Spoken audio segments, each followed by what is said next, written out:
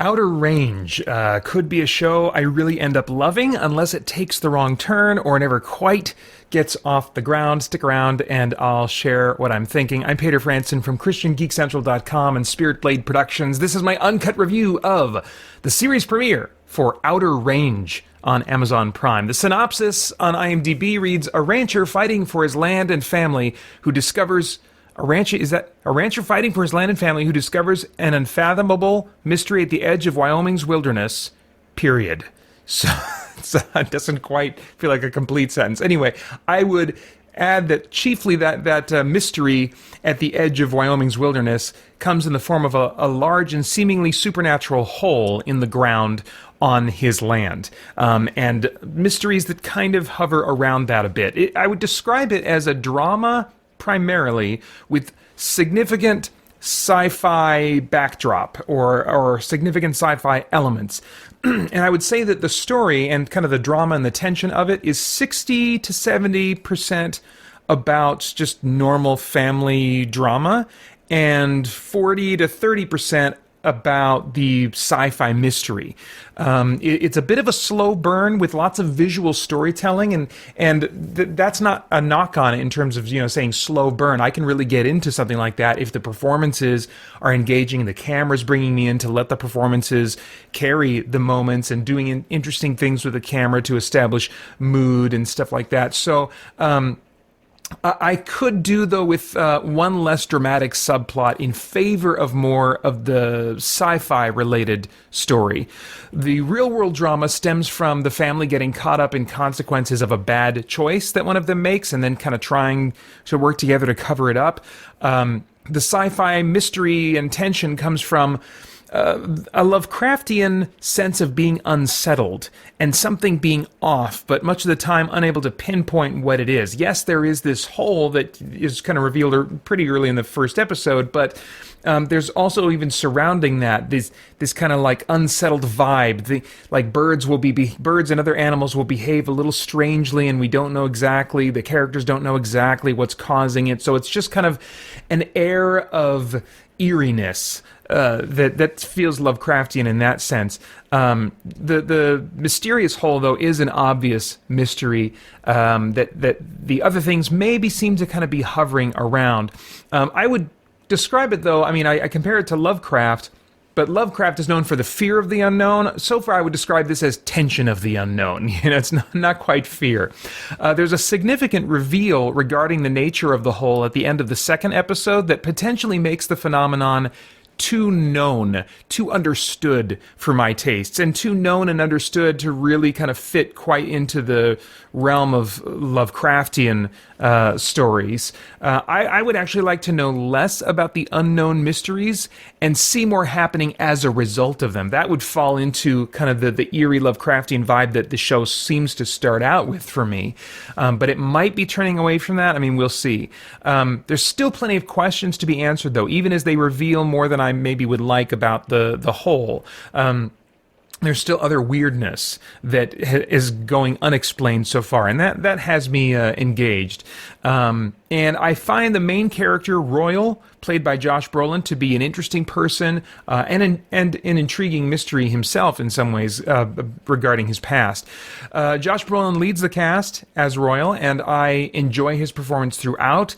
All the characters have a somewhat hardened stoicism to them compared to other shows, and it makes sense. It fits their hard life on the ranch, but it also means that they don't quite show as much emotion as maybe I'd like, or sometimes think that they should. Just not in terms of like how would they realistically behave, but it's just more about I like to see a little bit more intense emotions in my stories, and that's not an issue of the casting or the acting skill. I think it's a choice of writing and directing to keep things reined in, with a few explosive moments here and there. But I would rather the characters be more emotionally affected throughout by their personal dramas or becoming maybe unhinged more by the sci-fi mysteries.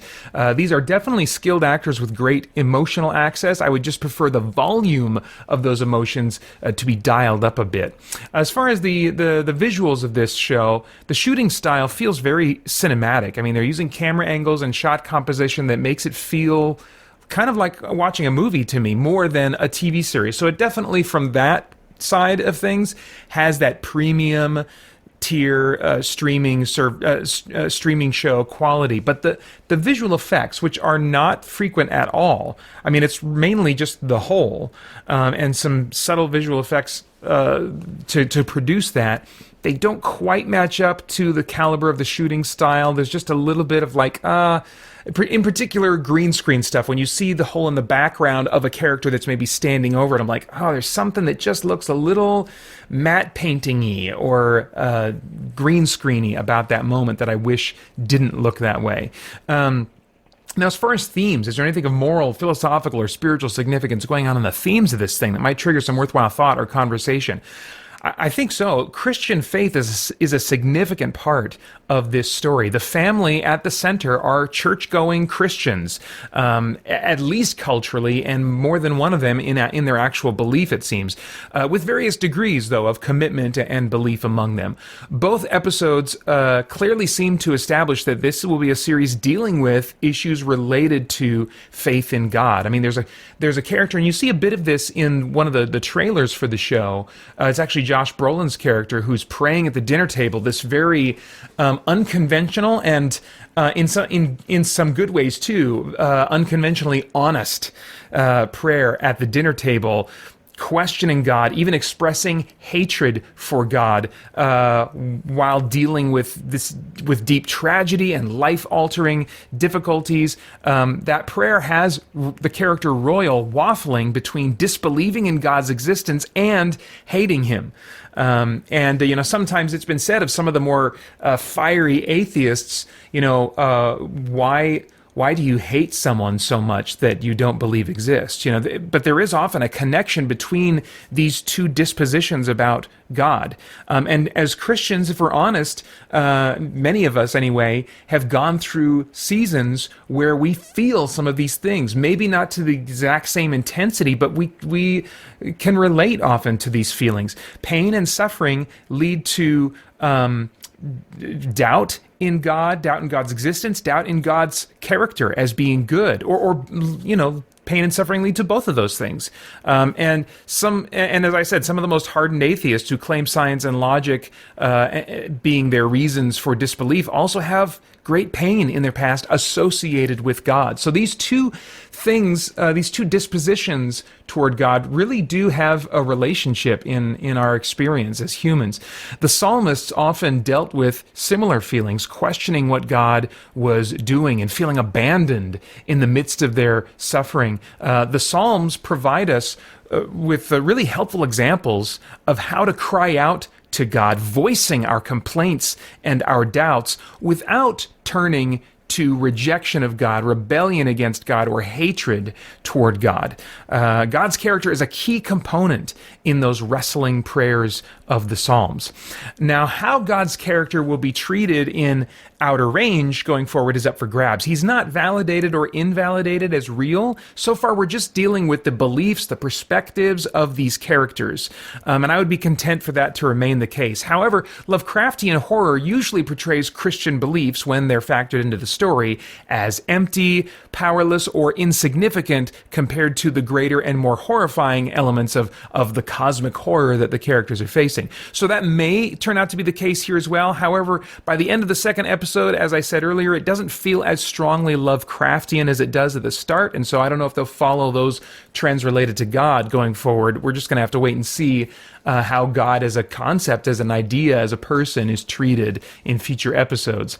Now, I have no idea what your tastes are in shows, but if I were a time traveler, I'd go back in time and say, Peter, wait. 2 episodes is not really quite enough with this show. When the whole season is out, and it looks like they're doing the dumb weekly release thing, even though they're all produced and ready to go, I'm sure. When the whole season is out, then watch it for as long as it grabs you and holds on to you. It may eventually become a second screen show, something that you keep on a second screen while playing a video game. Although on second thought, there's so much visual storytelling that it might be hard to watch it that way. In any case, you'll need a couple more episodes, I think, to figure out if the pace is going to pick up a little, if the intensity is going to pick up a little bit to really keep its hooks in you. You'll likely want to watch at least 4 episodes to see if that happens or not. It hasn't grabbed you like that yet, but you're definitely curious enough that you want to give it some more of your time. This one's rated TVMA for language, violence, and I don't know, maybe one other thing, smoking or something like that, but primarily language and violence is what the TVMA rating is for, I think. And those are all of my thoughts for now on the series premiere for Outer Range. I would, as always, like to get your thoughts in the comments. Wait, where's my notes here? Oh, yeah, no, I already did the thank you song last time. So, yes, I would love to get your thoughts and reactions in the comments below. And please like, share, subscribe, and click that bell to stay connected and help us with the Summer Insanity event that is planned for June. I want to thank the Spirit Blade Insiders for making so much of my content possible. For more information about the benefits of joining, you can go to patreon.com/Spirit Blade Productions. Then I hope you'll check out the CGC podcast and all other Christian Geek Central content over at christiangeekcentral.com as we continue to geek out and seek the truth. Summer insanity. Liberate butter.